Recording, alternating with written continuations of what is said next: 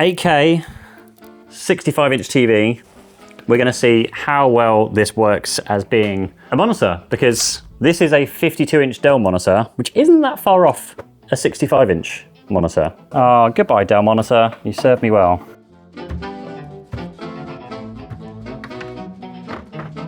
The question is, can you actually use a TV in place of a monitor?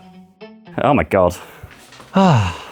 Because there are just a ton of benefits beyond just getting a 6-year warranty compared to monitors, which are honestly getting pretty close to the size of a TV nowadays. Now, this is a topic we have explored before with a 4K TV, but I wanted to actually do this properly with a higher resolution 8K TV. So as someone who at this stage changes monitors more than there are days in the week, join me as we look through all of the benefits and also the drawbacks that come with using a TV as a monitor. This is before the film. Not bad, look at that. Those reflections kind of vanish.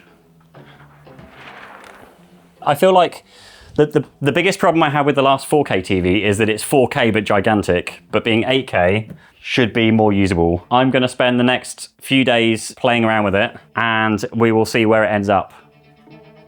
Even if that might be returned to Samsung, which chances are at the moment it may well be.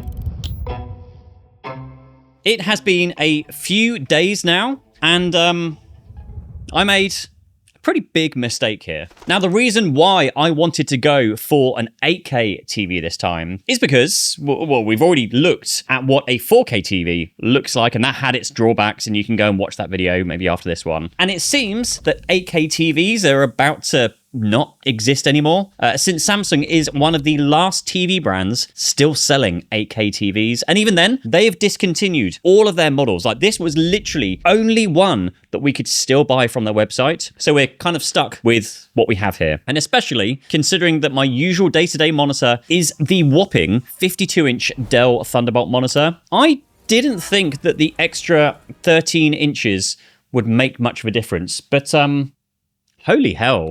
It's longer than my arm! But proper monitors are getting bigger and bigger. Like, I love the 57-inch Samsung Odyssey, and the 52-inch Dell screen is also an incredible display. So let's take a look at the specs of what we've got here. So this is the Samsung QN990F, which is a 65-inch 8K Neo QLED AI smart TV, because AI is in everything nowadays. 8K means a maximum resolution of 7680 by 4320 at 120 hertz, and it also does 4K at 240 hertz. And the 65-inch model here actually has 136 pixels per inch, which is more than the Dell 52-inch monitor that I'm using at 129 pixels per inch. So let's just jump into this and first address the reasons why you might want to use a TV as a monitor. Now, the first one, and one thing that still frustrates me today, is that PC monitors will typically get 1, 2, maybe 3 years of warranty on them, whereas TVs, the standard here in the UK is 5 to 6 years. Over time, the gap between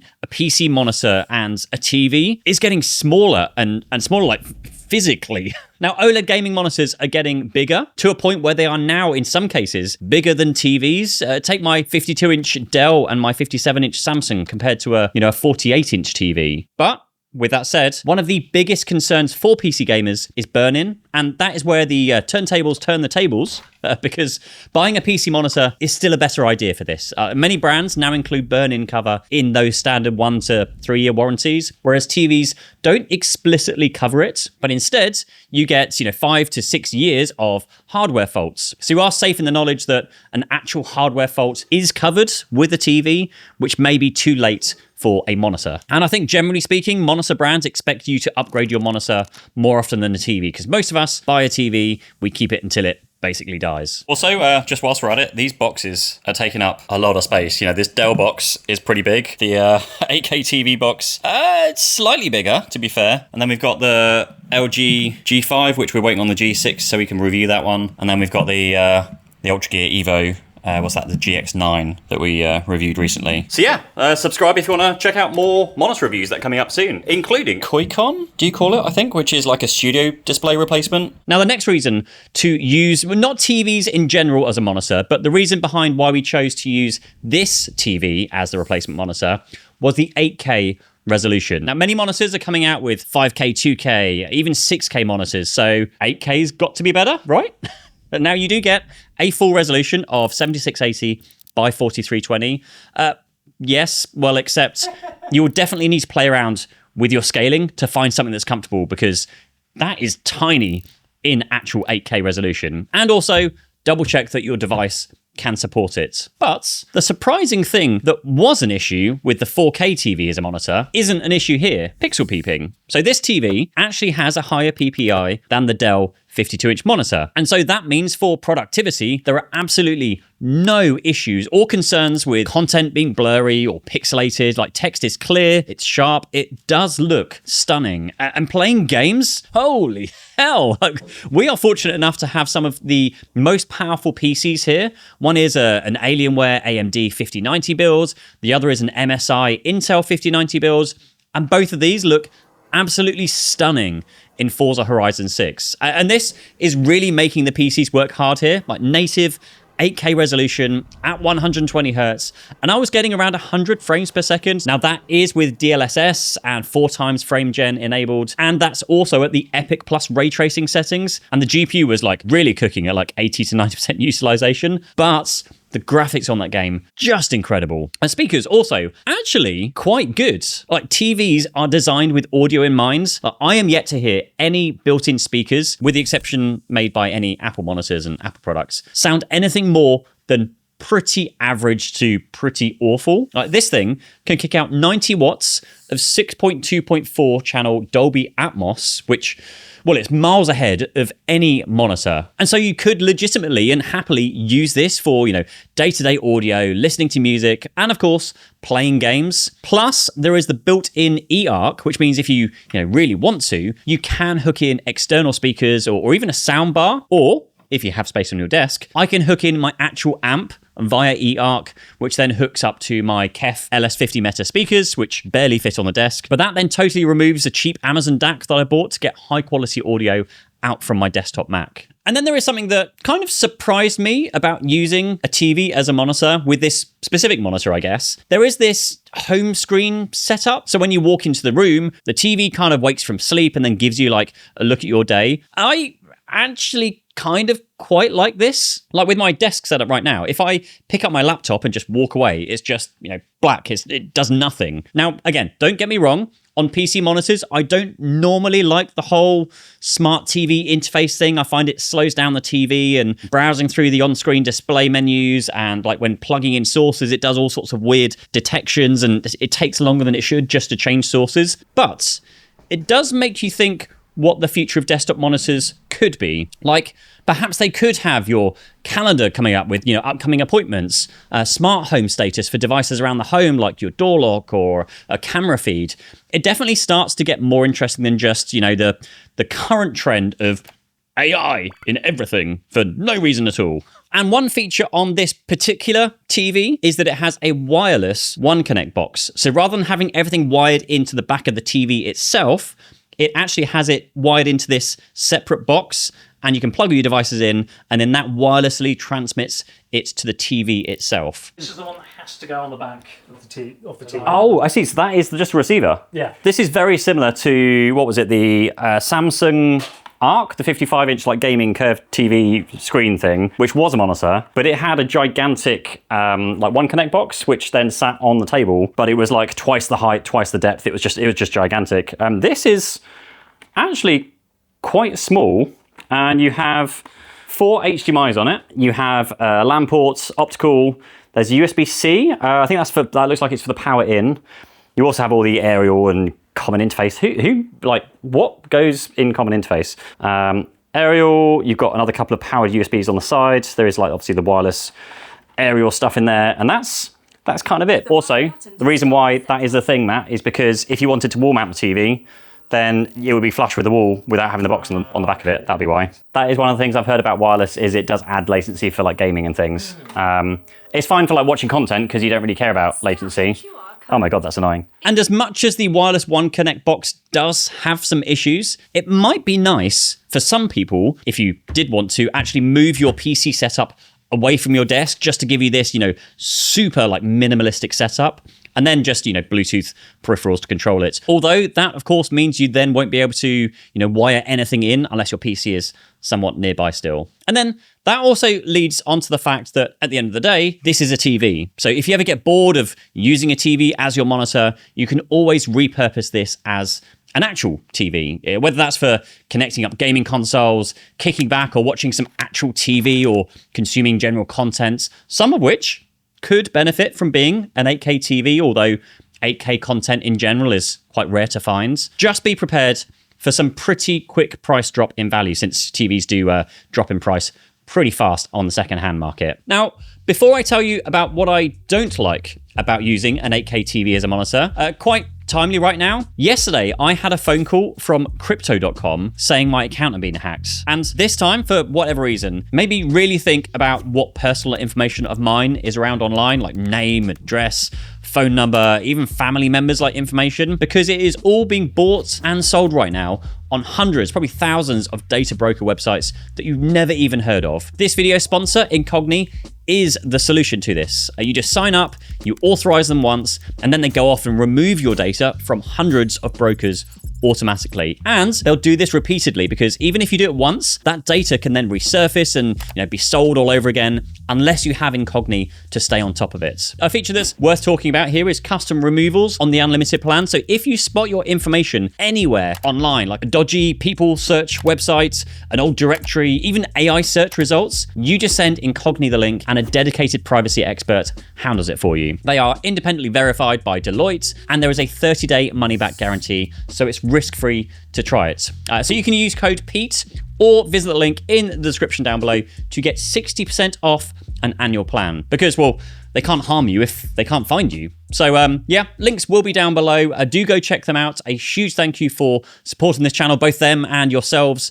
And now on with what I don't like about using an 8K TV as a monitor. And well, in this instance, there are a lot of them. Now, the big elephant in the room is, of course, the size of this. As great as having a gaming optimized aspect ratio, one that can hook into games consoles and PC games, the sheer vertical height of this thing, and considering this is the smallest 8K display available, is just ridiculous when sitting this close. It's also another reason why I switched back to this chair, because I can kick it back and just like... Now, yes, of course, you can put this further away from you. You can mount it to a wall or something. But as it currently stands, as a like-for-like replacement for a monitor for your desk, you can just say goodbye to ever seeing a Mac notification again. It's way like up here, out the way, like far outside of your peripheral vision. And if, again, you want a webcam to sit on top, good luck, because it's like all the way up there somewhere. And this is where ultra-wide displays actually do make sense. There is an acceptable height for a monitor, especially when you're sat so close to it. And I find that with Dell's 52-inch display, I kind of feel like we're there. It's tall, still very usable, but I think any taller, and I think we'll be hitting those same issues. But where it makes sense for productivity is having that width. But again, there is also a limit to how wide those monitors should be. Which, one of those issues I have with the size of this display and ultra-wides in general is that I can only just about fit my separate speakers onto the desk. It could sit like that. And even then, that is with some pretty strong faith in gravity not doing me a dirty. Like, ultra-wides, again, do have the same problem, don't get me wrong, especially the 57-inch Samsung G9, but they're not as tall. So even though it may be perhaps a sonically bad thing to do, you could still put your speakers underneath the monitor. But again, in both cases, if you really, really wanted to do this, you may need to buy separate speaker stands to then position them, either side of your desk. The only problem there is, if you have a sit-stand desk, well, then you're going to need to choose which position you want to optimize those speaker stand heights for. And then we have probably the biggest and even bigger elephant in the room. There's many elephants in this room. It took all of 3 seconds for us to realize that we'd made a big mistake. Oh my God. with buying this £3,000 TV as a monitor. And just a quick look over at Arting's the test results for input lag. We can see very clearly what the problem is here. 4K at 60 Hertz, 145 millisecond input lag. 4K at 120, 23 milliseconds. 4K at 240, 10.9 milliseconds. And 8K at 120, 54 milliseconds. And all of that comes down to the wireless One Connect box here, which is a great idea for TV, like incredible. I wish I had this at home in my living room instead of, numpty here, bought pretty much the only Samsung TV that doesn't have an option for a longer One Connect cable. But for content that requires some form of input and reaction, it is just an unusable mess of guessing where your mouse will actually end up once you stop moving it. And so for this alone, I just cannot recommend it for this purpose. However, on this TV, there is a built-in micro HDMI ports. Remember micro HDMI that almost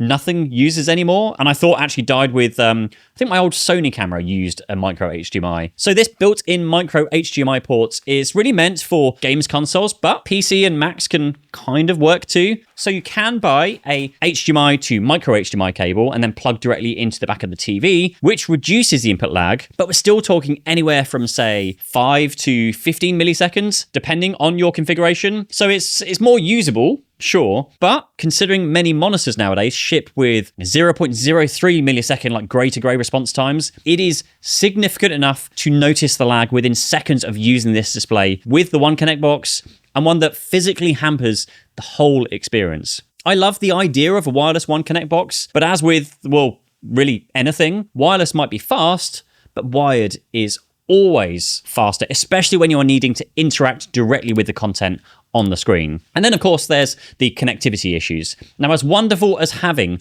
multiple HDMI inputs, sometimes you might not want HDMI, like connecting in a MacBook Air, for example, where Thunderbolt would be preferred. Or maybe you want to use DisplayPort because that's the only output your docking station has. Otherwise, you'll end up, like I have been here, trying to find adapters and buying all sorts of different cables from Amazon to try and make it work and get the best with the screen with minimal lag as possible. Oh, another downside of shooting monitor reviews and TV reviews is just like stuff everywhere, absolutely everywhere. Jeez, I need to tidy up before I actually make this video. I mean, I guess this is technically making the video, so yeah. I swear, no matter what I do, it just gets in a mess again. And I swear that I've bought the cable that I need already, but I can't find it because it's such a mess. So I'm then having to buy another cable, because then I've definitely got the cable, even though I may already have the cable in here somewhere. Trying to get 8K out of my Mac devices, nearly impossible. Plus, in the case of Apple Mac, it is a game of roulette at what your actual specific model of Mac will support. Might you land on 4K 60, maybe 4K 120, maybe 8K 60, or maybe 8K. Can you go up to, you can do 240 Hertz. So this is an M4 Pro, MacBook Pro. Shouldn't be possible, but apparently did happen for some reason. Now with PCs, I feel like you generally know what to expect, like you've got a powerful card, it'll be fine. I reached 8K 120 from both of our Intel and AMD 5090 builds here. Got a powerful Mac, like an M3 Max MacBook Pro, the near top spec of last year's MacBook Pros, and nope, all it's giving me is 4K 60. But if I use an HDMI to DisplayPort adapter, and then go from my CalDigit TS5 Plus dock into the One Connect box on my M4 MacBook Air, I can get 8K 60.